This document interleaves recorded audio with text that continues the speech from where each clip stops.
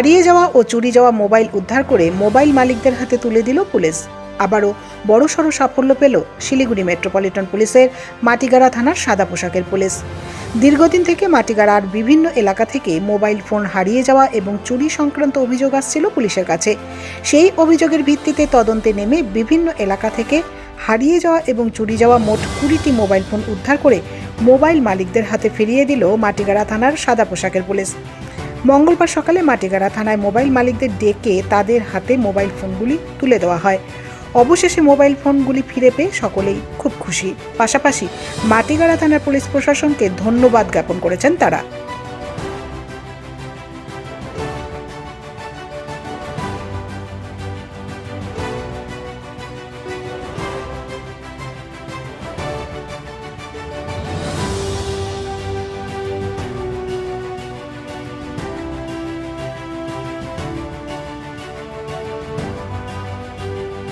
Mobile হারিয়েছিল বিশ্বকর্মা পূজার দিন রাত্রেবেলা। খুবই অসংখ্য ধন্যবাদ মাটিগাড়া থানাকে, আমাদের জন্য আমাদের গরিব মানুষের মোবাইলগুলো পাওয়া গেছে, এই জন্য থানাকে অসংখ্য ধন্যবাদ।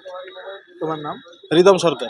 খুব ভালো লাগছে, অসংখ্য ধন্যবাদ তাদেরকে এভাবে আমাদের সাহায্য করার জন্য, এত দরকারি একটা জিনিস ফিরিয়ে দেওয়ার জন্য।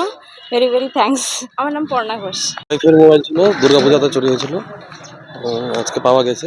এটার জন্য বহুত বহুত ধন্যবাদ পুলিশ প্রশাসনকে। আমাদের একটা মনে হলো কিনা একটা মোবাইল পাইলে খুবই খুশি হলাম। আর আমাদের পুলিশের প্রতি আর একটু বিশ্বাস ভালো হলো। এটা নিয়ে মাটিগাড়া থানাকে বহুত বহুত অসংখ্য ধন্যবাদ।